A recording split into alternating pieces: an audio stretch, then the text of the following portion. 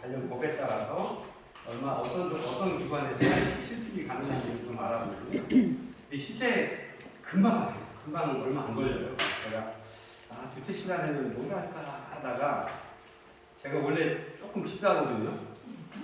이제 대상교육 교류 분석 이론에 대해서 여러분들 맛보기로 초보자들 그 가족 심리 상담 교육할 때 쓰는 자료를 만들어 놓은 게 있는데 그걸 가지고 여러분들을 우리가 이제 정신 분석도 배우셨고 인행사 때 그다음에 인지 행동 치료, 그다음에 사회 심리 치료, 그다음에 여러 가지 배우셨잖아요. 그래서 그런 것들의 가장 기본이 되는 클라이언트를 처음 만날 때 클라이언트의 마음을 이해하기 위한 방법들. 근데 그러려면 제가 계속 말씀드렸잖아요. 본인을 먼저 좀 정확히 아셔야 된다고. 근데 그 본인의 이전까지는 프로이드의 정신분석 이론에서는 리비도에 의한 결정론을 얘기했잖아요. 사람은 마음이 어려서 부모와의 애착관계에서 결정되어 있다. 그게 정신 결정론이고 가장 모든 에너지가 리비도라고 하는 성적 리비도, 뭐 학문기, 구강기, 뭐 여러 가지 이야기를 해가면서 거기에 맞춰서 사람의 생애주기들, 성격들이 결정이 되어 있었다고 했잖아요. 현대는 안 그래요. 거기서 조금 더 발전해서 그게 이제 조금 현대 사회에서 살아가는 많은 심리학자들이 그건 조금 좀 불합리한데라는 하고 반대 의견을 제시하기 많이 시작을 했어요. 그게 바로 교류 분석 이론이에요. 네. 그다음에 이제 자기 표상, 타인 표상이라고 해서 실제 엄마와의 관계에서 애착 관계는 맞지만 많은 연구 자료들이 이야기하는 게 부모와의 관계. 우리 흔히 그러잖아요. 어떻게 넌 이 예비를 그렇게 쏙 빼가는 보기 싫은 것도. 근데 그게 딱 맞는 얘기예요. 왜? 유전이라고 하는 부분도 뭐 유전학적으로도 이야기를 하지만 살아가는 환경이 되면서 그 보여지는 아주 아기였을 때도 그 아기의 눈에 비치는 엄마의 모습, 그리고 엄마가 바라보는 아기의 모습을 얘는 간접적으로 학습을 하고 그거에 맞춰서 엄마와의 교류를 하거든요. 아빠와 가족들과. 그때 그 교류했던 분석들, 그 경험들이 나중에 커서 성장했어도 그대로 따라가요. 그래서 보면 나는 우리 아빠 같은 사람하고 결혼 안 할 거야 했는데 나중에 보면 꼭 자기 익숙한 사람하고 결혼하거든요. 그게 그래서 그래요. 그래서 그러한 것들을 많이 경험을 하면서 심리학자들이 교류 분석 이론을 만들어냈어요. 그래서 지금은 많은 상담 이론들 정신분석을 가지고 하는 기초적인 어떤 부분들은 하지만 실제 심리 상담에 들어가서 현장에서는 정신분석론을 기초로 해서 뭐 여러 가지 무의식을 조사한다거나 무의식을 건드려서 지금 행동에 영향을 주는 활동들 거의 하지 않고요. 교류 분석 이론을 통해서 어떻게 교육이 하는지 여러분들도 공부하셨을 건데요. TA. 나는 저 사람과 어떻게 교류하고 저 사람은 나랑 어떻게 교류하고 그래서 우리 관계가 어떻다, 강하다, 약하다 이런 거 이렇게 독일 교육하면서 수업 시간에 한번 해보셨을 거예요. 그게 이제 교류 분석 이론인데 지금 CKD라고 하는 여러 가지 교류 분석 이론도 세분화돼서 나와 있는데 그런 것들 공부를 하셨을 거예요. 근데 이제 그걸 깊이 안 들어가거나 그냥 맛보기로 그런 것도 있어라고 하고 지나가니까 그렇긴 한데 이제 지금은 가장 심리학에서 아니면 상담을 하면서 클라이언트를 이해하기 위한 가장 기본적인 것들로 활용을 하고 있어서 그거를 잠깐 좀 같이 맛보기로 공부를 해보도록 하겠습니다. 원래 이제 저희가 그거는 이제 자격증 교육반으로 하면 40시간 하고 40시간 그 가족 상담사, 초급 가족 상담사 아니면 뭐 심리 상담사 자격을 가지면서 가장 이론으로 하는 공부, 기본으로 하는 공부거든요. 그래서 그런 것들 한번 같이 공부해 보시면 좋을 것 같아서 제가 같이 해보도록 하겠습니다. 오늘은 어떤 시설들이 있어요? 사회복지 실습 기관으로 지정이 되어 있는지 그런 부분을 한번 같이 볼 건데요. 첫 번째가 사회복지 서비스에 관계된, 그러니까 우리가 이야기하는 사회복지사업법 지정되어 있는 그 관련된 기관들에 대해서 한번 공부를 해보고요. 두 번째, 그것 말고도 우리가 실습하는 기관들이 많잖아요. 사회복지가 이제 생애주기별로 요람에서 무덤까지라고 하는 사람들의 생애주기별로 사회복지 서비스를 국가가 사회복지 서비스를 제공해야 된다라고 박근혜 정권 때부터 이야기를 했거든요. 근데 외국에서는 일찌감치 이야기를 했죠. 우리가 한 100년 앞서서 이야기를 했죠. 100년은 좀 그렇구나. 80년 앞섰네요. 1942년 비스마르크 수상이, 독일 비스마르크 수상이 요람에서 무덤까지 비슷하게 영국에서도 그런 이야기들을 했었죠. 여러분들 잘 아시는 그 영국에서의 그 무슨 보고서가 있었는데 갑자기 저도 이름이 생각이 안 나는데 학자 이름이 총 수상이 그거 사업에 관한 것들을 이야기를 하면서 유럽에서 무덤까지라는 이야기를 처음으로 썼거든요. 1940년대. 근데 저희 나라는 이제 지금 얼마 전 박근혜 정권 때 생애 주기별로 복지 정책을 펴겠다, 능동적인 복지 정책을 펴겠다라고 이야기를 하기 시작했죠. 그래서 사회복지 사업 서비스업 말고도 기타 여러 가지 관계된 법률에 따라서 설치 운영되는 사회복지 기관들이 있습니다. 그래서 그런 것들은 이제 생애 주기별로 영유아를 담당하기도 하고 학령기 청소년 아이들을 대상으로 하기도 하고 청장년기 성인층을 대상으로 하기도 하고 또 노년층 어르신들을 대상으로 하는 다양한 관계법들이 있습니다. 그래서 그러한 기타 관계법에 따라서 설치 운영되는 기관들을 함께 알아보도록 하겠습니다. 이게 계속 공부를 해왔던 건데요. 2017년도 사회복지 현장 실습 매뉴얼을 좀 보면 사회복지 현장 실습과 관련해서는 사회복지 사업과 관련된 법인, 시설, 기관 및 단체에서 사회복지 현장 실습을 해야 된다고 하는 겁니다. 그래서 아까 선생님 좋은 말씀 해주셨던 것처럼 내가 사회복지사 2급을 따고 사회복지와 관련된 어떤 기관이든 가서 1년 경력을 사서 경력증명을 받아서 시험을 볼 수 있는 거 아니냐라고 말씀을 하셨는데 이런 지금부터 오늘 말씀드리는 해당되는 관련 기관에 관련 법에 따른 기관이셔야 돼요. 그리고 그 외의 기관일 경우에는 조금 좀 더 알아보셔야 되고 아니면 지난 시간에도 잠깐 말씀을 드렸던 것처럼 공공기관이나 그래서 공공기관에서 내가 사회복지와 관련된 분야에서 일을 했다 라고 하면 100분의 100을 다 인정을 안 해준다고 말씀드렸죠. 그 사람이 다른 종사자 기준에 따라서 이게 또 하부 규칙이 또 있어요. 그러니까 2022년 시설 종사자 직무 기준이라고 해갖고 또 올해 발표된 게 있거든요. 시행령 안에 거기에 보면 이제 하루 8시간, 일주일에 40시간. 그 다음에 그렇게 기본적인 노동법에 근거한 그 근무를 다 맞춰야 그게 이제 1년 하루 경력, 그다음에 그게 쌓여서 한 달 경력, 1년 경력 이렇게 될 수 있거든요. 그래서 예를 들어서 공무원으로 내가 영유아 담당해서 여성가족부 아니면 보건복지정책과에 담당했다라고 하면 거기서 8시간 근무를 하실 거잖아요. 직장이니까. 그렇다고 해서 그 8시간을 사회복지 경력으로 다 인정 안 한다라고 하는 거죠. 공무원 공직에서 일할 경우에는 기관에 따라서 100분의 60인지 아니면 100분의 80인지가 시행령 안에 세부 규칙에 다 이렇게 기록이 지정이 되어 있어요. 그래서 그런 부분들을 한번 찾아보시면 좋고요. 아니면 여기 사회복지 현장 실습 매뉴얼을 한번 인터넷으로 찾아보셔도 좋고 아니면 2022년도 사회복지 시설 종사자 기준이라고 하는 게 있어요. 그거를 한번 인터넷으로 찾아보시면 책으로 나온 게 이렇게 쫙 검색이 가능하거든요. PDF 잘 파일이 뜰 거예요. 그거 거의 맨 뒤쪽 정도를 보시면 시설 종사자의 종사자 기준이라고 해서 어떤 기관에서 어떻게 근무했느냐에 따라서 경력으로 인정이 되는지 안 되는지 또는 예를 들어서 자원봉사를 10년 동안 했는데 한 3,000시간을 했다. 하루에 아니라 하루에 4시간씩 해서 10년을 했다. 라고 하면 그게 그렇게 해서 그 VMS에 등록된 게 3,000시간 있다면 그걸 8시간으로 나눠야 돼요. 3,000시간을 8시간으로 나누면 주에 50시간 이렇게 해서 그걸 해서 그걸 경력으로 따지는 거. 내가 10년, 3,000시간 했던 10년을 인정하는 게 아니라 그렇게 그런 규정들이 있어요. 그러니까 그런 규정에 맞는 기관이어야 2급을 따고 기관에서 1년이 채워질 수 있어야 시험 볼 수 있는 자격이 되는 거거든요. 시험은 봐서 합격을 했는데 그거 나중에 재직 경력 자격 기준이 안 되면 불합격이에요. 자격이 안 돼서. 그러니까 그런 것들을 좀 미리 꼼꼼하게 알아보실 필요가 있습니다. 그래서 이러한 실습 기관에 대한 범주는 사회복지 사업법에 따른 사회복지 법인이나 시설이어야 된다라고 하는 거죠. 또는 사회복지 사업과 관련된 기관 및 단체에서 일하는 그런 기관이어야 된다라고 하는 거죠. 사단법인, 재단법인. 사단법인과 재단법인의 차이를 아시나요? 법인이라고 하는 성격은 아세요?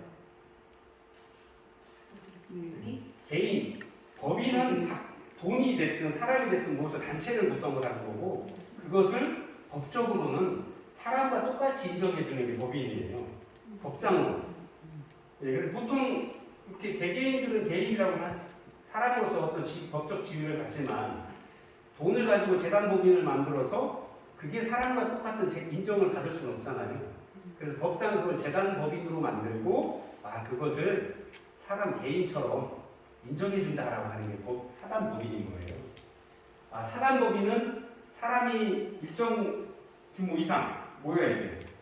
보통 이제 보면 이렇게 기관이 되었든 아니면 어떤 종교단체가 됐든 뭐가 됐든 그 기관이 할 때 거기에 사자를 썼는지 아니면 재단인지 재단법인은 보통 장학재단 흔히 많죠. 예를 들어서 삼성 장학재단, 현대사회복지재단 같은 경우는 돈을 삼성 같은 경우에는 허베이 스피리토의 태안에서 사고가 났을 때 그 후에 몇 년 후에 삼성에서 이건희 씨가 어려운 일이 생기니까 8천억을 내놨잖아요. 그 재단법인을 만들었죠.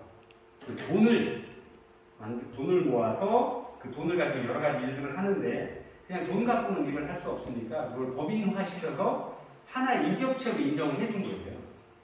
그래서 그 돈을 가지고 생기는 여러 가지 일들을 통해서 다른 일들을 할 수 있도록. 사단법인은 일정 규모 이상의 사람에 모인 거예요, 여럿이. 그래서 혼자는 할 수 없는데, 예를 들어서 이렇게 저희가 하나의 사단법인을 만든다 그러면 정관이나 어떤 규칙을 정해서 그 규칙에 맞는 일들을 하면서 한 마음 한 뜻으로 모여서 하나의 인격체를 본다고 하는 거예요. 네, 그래서 보통 사단법인이나 뭐 이런 것들은 사회복지법인에서도 좋은 뜻을 가진, 아니면 사단법인이 많은 게 이제 사회복지사 협의회, 사회복지기관협의회 이런 것들은 다양한 사회복지사가 모여서 하나의 인격체로 인정을 받는 거고, 아니면 사회복지 시설들이 다양한 시설들이 모여서 하나의 인격체로. 네. 그래서 그들은 꼭 정관이나 규정들을 갖도록 되어 있고 그 법인의 정관이나 규정들을 허가관청의 승인을 허가를 득하도록 되어 있어요. 그래서 그런 어떤 법적 기준에 맞으면 돈이 되었든 사람이 모인 집단이든 그런 것들을 하나의 인격체로 인정을 해준 게 바로 이 법인이다라고 하는 거죠. 사단법인, 재단법인. 그래서 법인은 법으로 인격체를 인정해 준 거예요. 그래서 법인이. 사단은 사람이 모인 것, 재단은 재산이 모인 것. 이렇게 쉽게 이해를 하시면 좋을 것 같습니다. 그 다음에 이제 공공기관에는 이제 자원봉사센터 등이 있죠. 이제 우리나라가 자원봉사로 수업 들으셨죠? 아직 안 들으셨나요? 네. 우리나라의 자원봉사가 이제 그 전에부터 역사적으로 오래 해왔습니다만 현대의 어떤 모습을 갖춘 건 이제 1986년도에 아시안 게임, 그다음에 88년에 서울 올림픽 게임 때 그 많은 것들을 그 많은 일들을 다 그 법적 행사를 준비하는 곳에서 다 못하니까 다양한 실력과 경험들을 가지신 분들이 자원봉사로 참여해서 그런 큰 행사를 실어냈죠. 그리고 실제적으로는 그게 이제 관과 시민의 힘이 합쳐져서 그런 일들을 했다고 인정을 할 수 있고요.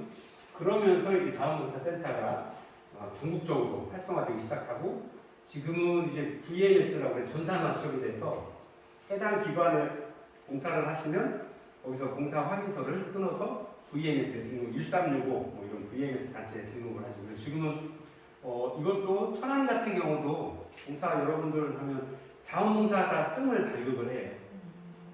50시간 이상 봉사하신 분들 대상으로 신청을 하시면 주고 그 50시간 이상 하신 분들은 그거를 기준 점수로 환산을 해서 여러분들 공용주차장에 주차할 때 할인해 준다거나 아니면 자원봉사센터랑 연계되어 있는 다른 많은 기관들의 할인을 자동차 엔진오일 갈 때 아니면 치과 갈 때 아니면 공공기관에 뭐 여러 가지 일들을 하실 때 또 서류 떼고 할 때도 뭐 100원인가 200원씩 내시잖아요. 그런 경우도 자원봉사 이거 내놓으시면 해당 그 점수에 따라서 그것도 면제되거나 뭐 이런 다양한 혜택을 줌으로써 자원봉사의 유인 요인으로 이렇게 활용을 하고 있거든요. 그래서 그런 어떤 자원봉사 센터, 근데 개인이 하는 센터 말고 분명히 써 있죠. 공공기관. 경영으로 따지면 내가 실습을 할 때는 공공기관, 법에 의해서 등록되고 설치되어 있고 허가되어 있는 기관에 이런 자원봉사 센터도 실습기관으로 들어간다라고 하는 거예요.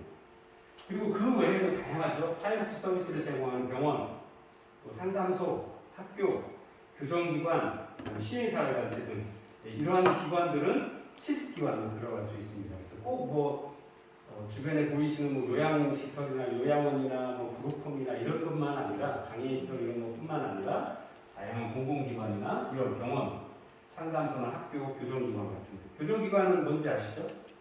죄진 사람들 들어가면 한동안 영어에 몸이 되잖아요. 그런 곳에 가서 하는 분들도 다 이제 그 실습기관으로 들어간다고 하는 거예요. 다만 이제 관할 관청의 인허가를 받은 상태여야 되고요. 또는 반드시 신고가 돼서 허가되어 있는 상태여야 된다고 하는 거죠. 네. 그 다음에 설치 뒤에 1년이 지나지 않은 경우에는 등록되지 않고 실습기관으로 인정되지 않습니다. 그래서 이런 사항들을 좀 꼭 알아보셔야 되고, 아마 이제 전에 하셨던 기관에 가서 또 하시는 건데 큰 문제는 없을 거고요.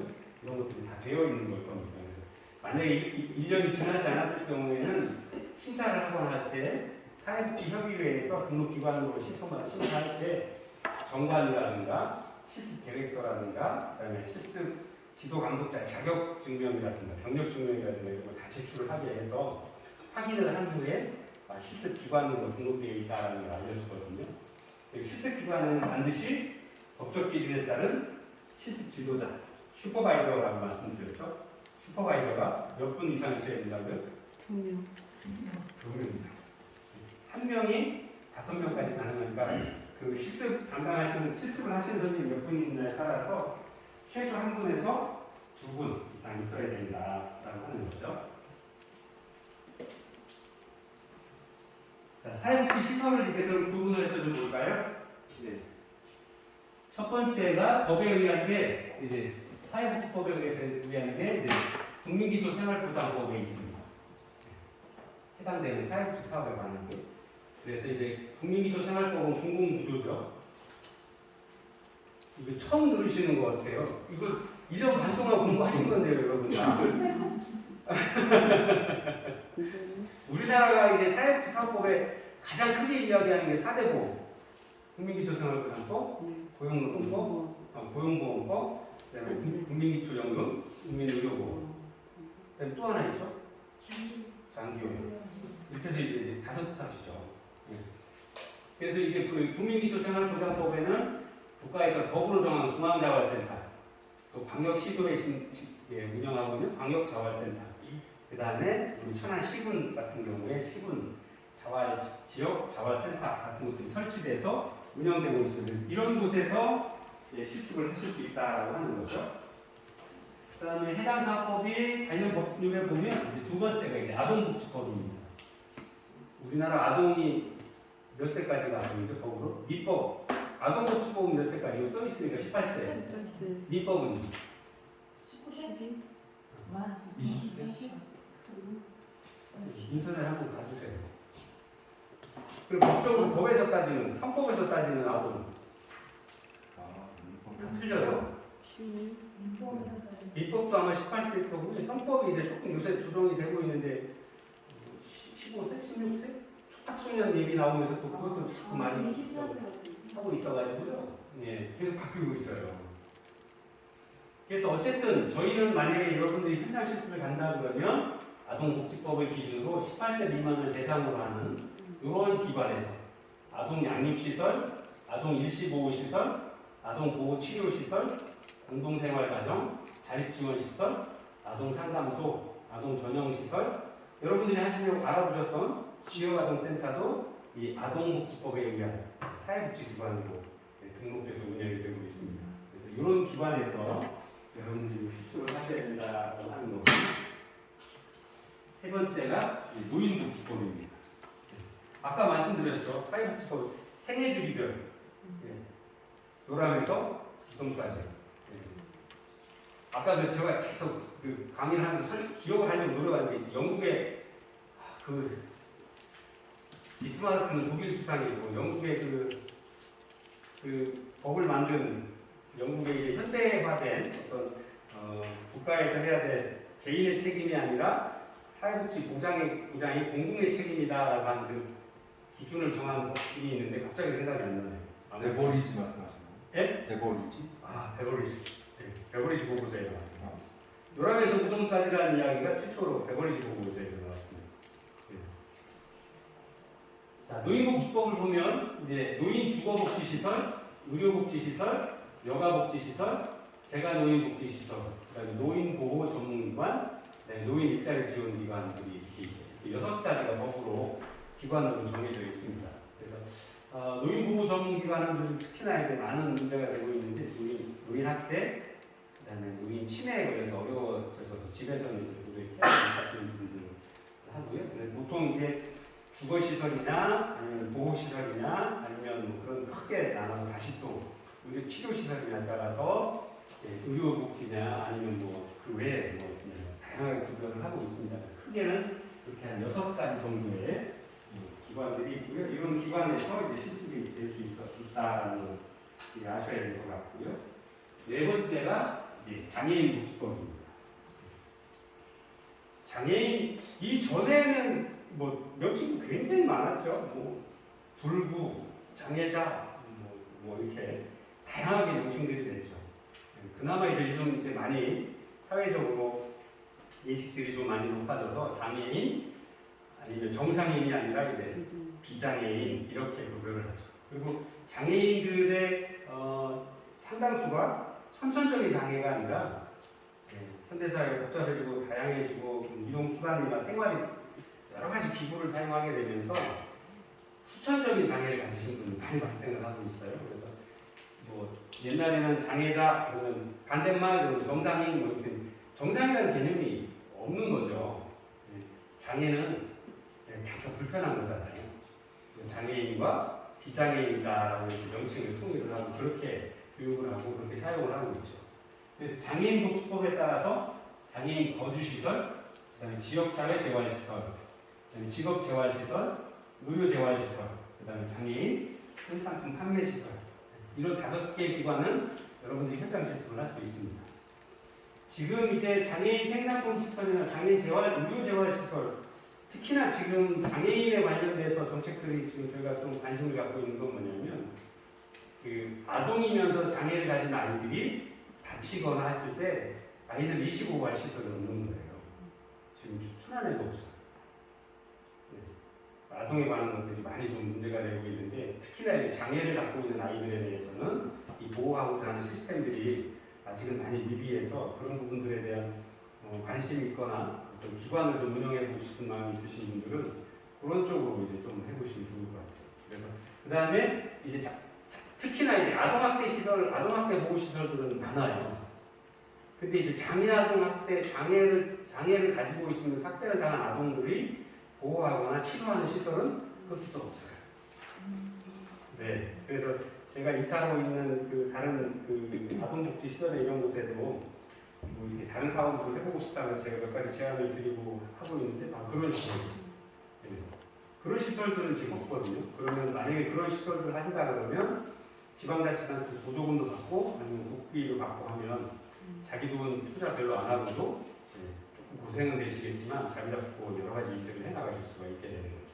그래서 그런 부분들 틈새를 좀 잘 누려서 여러분들이 나중에 자격증을 따시고 실습을 하셔서 자격증을 받으셔서 내가 사회복지사로 이곳에 뼈를 묻어야겠다, 운영을 하나 해봐야 되겠다 그러면 그런 부분들을 좀 잘 좀 이렇게 고민을 해보셔도 좋을 것 같습니다. 그래서 이렇게 장애인 복지법에 의해서 운영되고 있는 시설들. 그 다음에 5번째가 한부모 가족 지원법.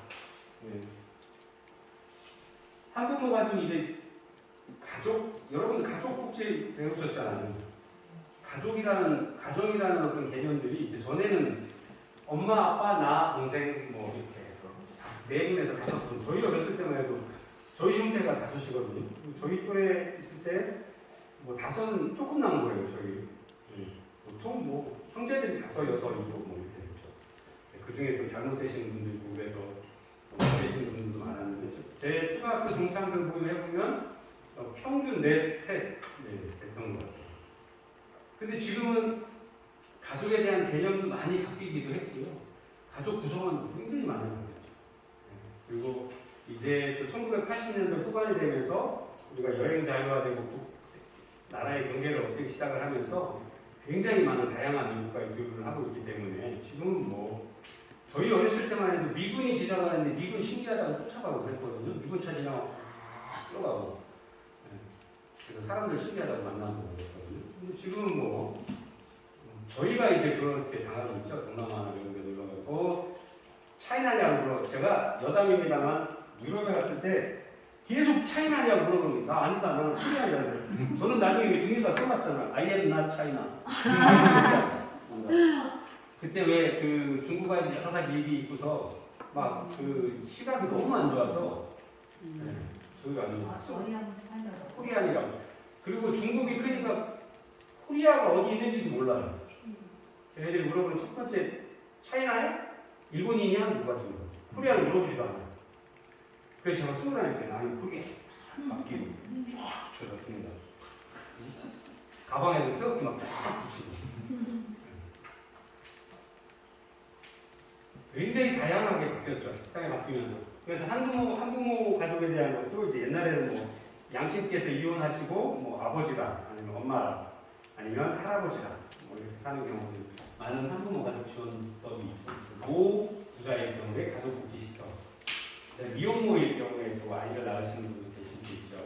미혼모 가족복지시설, 일시지원 가족복지시설, 또는 한부모 가족 복지상담소 이런 부분들도 많이 생기고 있습니다. 이런 법에는 현재 4가지만 정해져 있는데요. 이렇게 허가를 받아 법에 의해서 허가되어 있는 시설들에서 여러분들이 현장 실습을 하셔야 된다.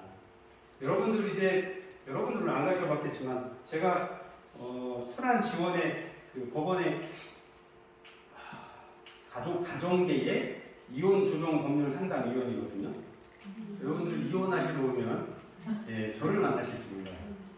저희 그 법원 이혼 조정에 8분, 10분 정도 있는데 천안에 이게 천안 아산도 다 합쳐서 관할하고 있거든요. 대전지방법원 천안지원안에 10분 중에 만약에 갔는데 하필 그날 또 제가 상담하는 날이면 저를 만나실 수도 있어요. 법원에서.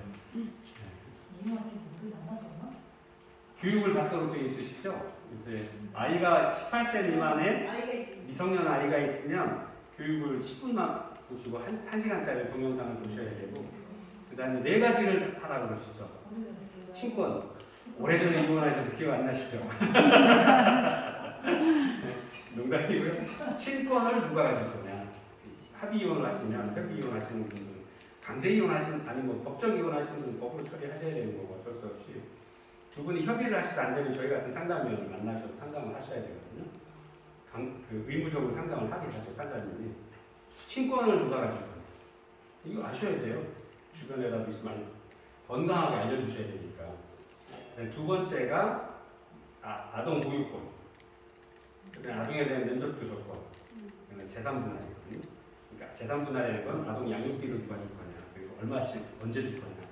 이걸 아주 구체적으로 정하도록 되어 있어요. 서면으로 두 분이 오시면 친권은 누가 가질 거냐. 친권이 뭔지 아세요 혹시? 네, 잘 아시죠. 근데 저는 이제 거의 그 상담을 하면 양육하시는 분이 친권을 가질 수 있도록 말씀을 드려요. 왜냐면 아이를 보시는 분이 친권을 가셔야지 아버지라고 해서 무조건 친권을 갖는 건 우리나라 법이 아직은 좀 그래서 외국과는 좀 차이가 있어서 친권을 행사를 못하면 어려운 일이 여러 가지 생길 수 있어요. 예를 들어서 어디 수학여행을 가거나 병원을 가거나 휴대폰을 산다거나 뭐 여러 가지 법적인 친권을 행사, 미성년이기 때문에 친권을 행사하시는 분이 합의를 해줘야 되는데 특히나 이제 예를 들어서 학교에서 사고에서 수술을 해야 된다. 수술할 때 동의서는 미성년이라면 친권자가 서명을 해야 돼요. 누가 해도 서명 안 돼요. 누가 해도 서명 안 하면 일단 수술 못 해요. 만약 위험하면. 그래서 그게 위험이 담보 안 되면 일반 수술이면 나중에 사인해줘야 할 수는 있지만 전화를 먼저 동의하고 수술해주셔야 돼 가서 사인할게요 하는데 만약에 생명을 다루는 위험한 거다 그러면 확당할 수 없으니까 친권자의 서명이 꼭 필요하고.